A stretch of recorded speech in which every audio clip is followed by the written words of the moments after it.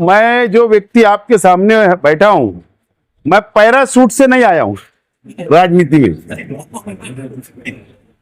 मैं पुणे से पैरासूट से नहीं आया। मेरा प्रवास, राजकीय प्रवास, मेरे परिवार का 40 वर्ष। इन्होंने महापौर बना पाए? महापौर बना पाए क्या? नहीं बना पाए।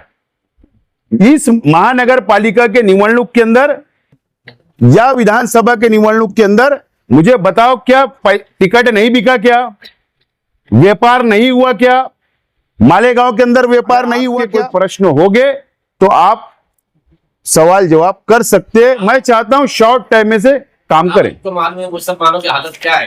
आपके आने से कितने कारपोरेटर चुन के आते थे और भी कम हो जाएंगे। इसका आपको दोषी माने जाएंगे भविष्य में। क्या कहेंगे इसके बारे में? हमको अधिकार नहीं है क्या? अगर कोई तेलंगाना से आकर महाराष्ट्र में राजनीति करता है, भाई एक मिनट, मेरा सवाल पूरा होने दीजिए। देखो, मैं सिर्फ और सादा कार्यकर्ता हूं और हमारे जो यहाँ के जो तत्कालीन खासदार थे, आमदार थे, वो तुम्हारे पत्रकार साथी थे। तो मुझे हार्ड आपका क्वेश्चन आएगा, मुझे प्रश्न ये बात की जानू है, लेकिन मेरी बात सुनो आप। भाई एक मिनट, मेरी बात, उनका उत्तर पूरा होने दो ना। एक मिनट ना। तेलंगाना से यहां पर आकर कौन से कौम का, समाज का फायदा हुआ, इसका उत्तर पहले देना इमाम। इसका पहले उत्तर देना। 2 टर्मों से महानगर पालिका में इलेक्शन लड़ रहे, कहां इन्होंने महापौर बना पाए?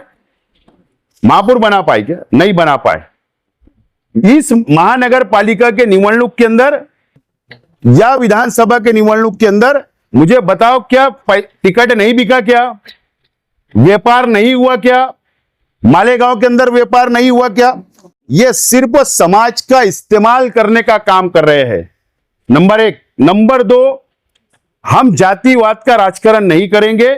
सभी समाज, सभी धर्म को लेकर चलेंगे और हमारा प्रयत्न होगा कि बीजेपी, आरएसएस, बजरंग दल, जातिवादी पक्षों को फायदा ना पहुंचे, यह हमारा पहले लक्ष्य रहेगा। उसके ऊपर पूरी काळजी ली जाएगी। एमआईएम जैसा हमारी भूमिका नहीं रहेगी।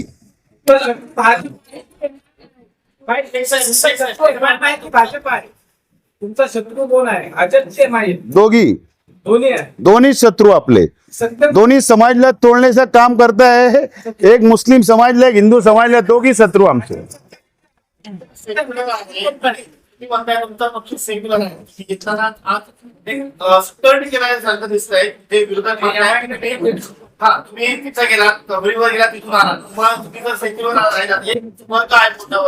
तो असं मानतो की औरंगजेब यांनी त्यांच्यावरती अन्याय केलेला आहे।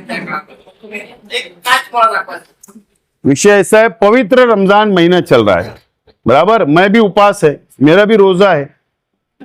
अब मैं 1:30 का नमाज था हमारा, मैंने मस्जिद में नमाज पढ़ा, हमारे सभी साथियों ने नमाज पठन किया और बाजू में औरंगजेब इनका कब्र है, दरगाह है, और उसके बाजू में दरगाह है। हमने दोनों जगह जाकर मैंने दुआ किया हूं, पवित्र महीने के अंदर दुआ किया हूं, और इससे आपत्ति होने की कोई आवश्यकता नहीं है। मुझे लगता है आपत्ति नहीं है। नंबर 1, आपत्ति होने का कोई कारण नहीं। दुआ करना, प्रार्थना करना, नमाज पठन करना कोई गुनाह है क्या? विषय खत्म।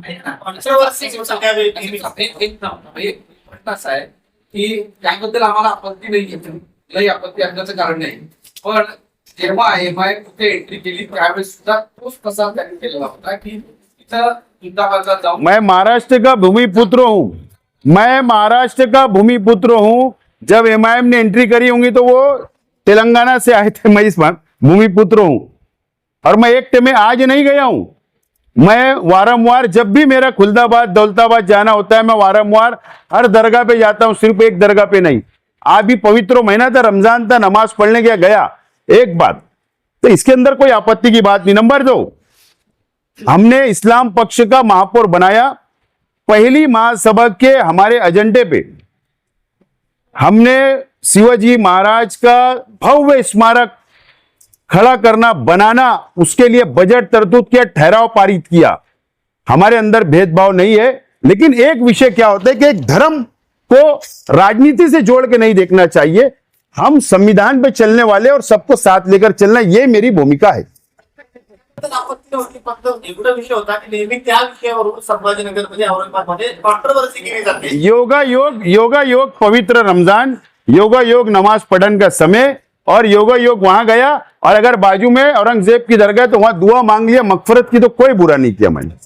एक प्रश्न असा आहे सर, इथे एमआयएमची ताकद बऱ्याच वाढली आहे। 2014 ते 2026 या 12 वर्षात त्याचा विस्तार मोठा झालेला, मागच्यापेक्षा आता जास्त निलक्षण होत आहे। अशा परिस्थितीमध्ये त्या पुढे जाण्यासाठी, त्या नावावर देण्यासाठी आहे का? मैं जो व्यक्ति आपके सामने बैठा हूं, मैं पैरासूट से नहीं आया हूं राजनीति में। मैं पूना से पैरासूट से नहीं आया। मेरा प्रवास, राजकीय प्रवास, मेरे परिवार का 40 वर्ष का राजकीय प्रवास है। मैं नगर सेवक, महापौर और आमदार हुआ हूं। एक बात। दूसरा बात कि मोटा आह्वान नहीं है साहब, भारतीय जनता पार्टी का एक समय था, देश में 2 खासदार थे, आज राज कर रही है। हमारे पे डिपेंड करता, हमारे कार्यकर्ताओं पे, कि हम संगठन की भानी कैसे करते, यहां के प्रश्न पे काम कैसे करते, वो कुछ दिनों में समझ में आएगा। आज कोई निवडणूक नहीं है, लेकिन मुझे निश्चित विश्वास है ये शहर की जनता पर, यहां की महिलाओं पर, यहां के युवकों पर, यहां की जनता के ऊपर विश्वास है कि हमारा संगठन, जो हम जब काम करेंगे सामाजिक काम, तो मैं आज आपको विश्वास देता हूं कि आइंदा कोई भी निवडणूक हो जान दो, हमारा खाता यहां पर खुलेगा और हम ज्यादा पक्ष से लेके आएंगे।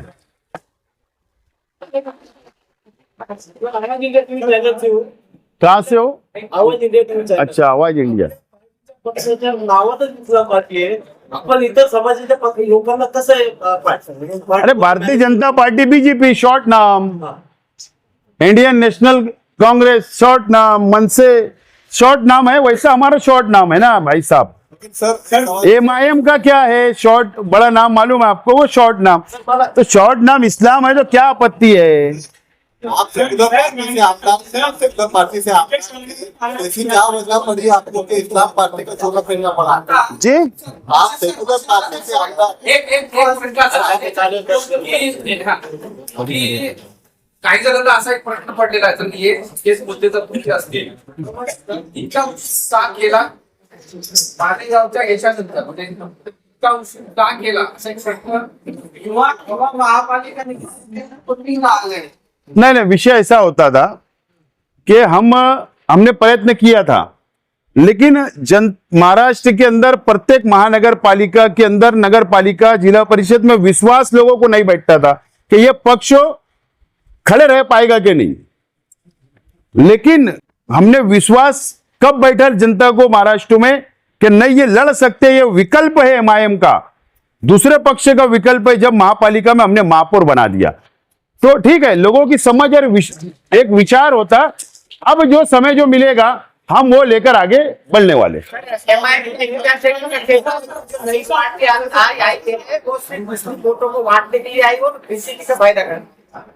नहीं, अवैसी साहब पंतप्रधान बन गए क्या? अवैसी साहब पंतप्रधान बन गए, सीएम बन गए। मुझे बताओ आप, अरे हमको अधिकार है ना। तुम हैदराबाद से यहाँ क्या करने आए? तुमने समस्या क्या छोड़ा यहाँ की जनता की? ये बात करो, विकास ढोलप की बात करो। अब ये जनता विकास ढोलप चाहती है, समाज में तेल निर्माण करने का काम नहीं चलता। सिर्फ हैदराबाद रैली ले जाने का, लोगों को मूर्ख को समझने का धंधा बंद करो। जनता ने अब चुन कर दी, विकास करो, विरोधी पक्ष की ठाम भूमिका मांडो, और नहीं तो हम बताएंगे कि विरोधी पक्ष की भूमिका क्या होती है। यहाँ पर विकास की बात करो। और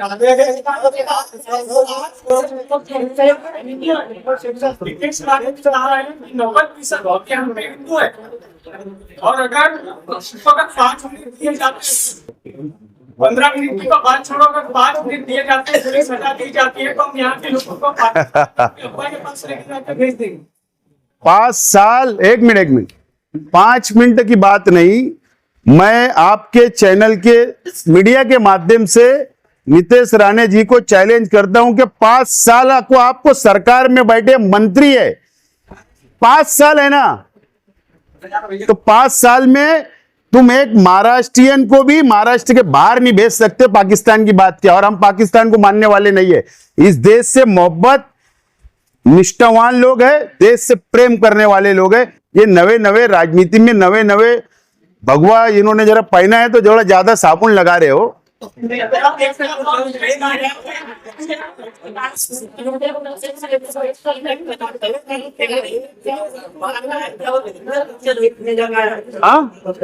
पंतप्रधान झालेला आहे त्या संदर्भात उच्च पक्षाची भूमिका काय आहे?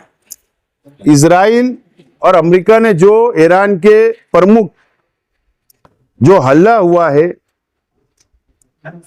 उसमें जो शहीद हो गए वहां के प्रमुख नेता, मैं उसका निषेध करता हूं। अमेरिका का, इजराइल का, और ये पवित्र महीने में ऐसा युद्ध नहीं होना चाहिए था, विश्व में, दुनिया में नहीं होना चाहिए था। मैं निषेध करता हूं और भारत सरकार से ये इंसानियत का कत्ल है। जो युद्ध हुआ, जो हल्ला हुआ, ये इंसानियत का कत्ल है। वहां पर तुम स्कूलों के बच्चों पर भी बमबारी हुई है, हॉस्पिटल पे भी बमबारी चल रही है, पवित्र महीना चल रहा है। ये कायर लोग हैं, अमेरिका और इजराइल कायर है। ये दो लोग मिलके ये आतंक फैलाने का काम पूरी दुनिया में कर रहे हैं। मैं हमारे देश के पंतप्रधान आदरणीय नरेंद्र मोदी जी से, भारत सरकार से विनती करूंगा कि पुढाकार लेकर शांतता और अमन होना चाहिए पूरे विश्व में। ये जंग को रोकना चाहिए, ये मैं विनती करूंगा।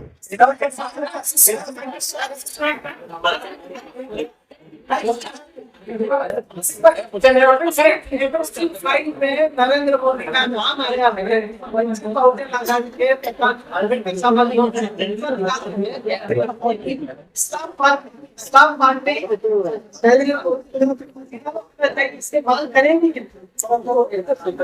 डॉक्टर बाला साहेब अम्बेडकर साहब ने, वंचित आघाड़ी ने जो स्टैंड लिया है, मेरा उनको समर्थन है।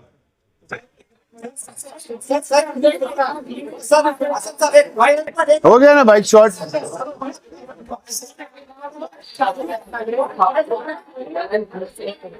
हेलो, एक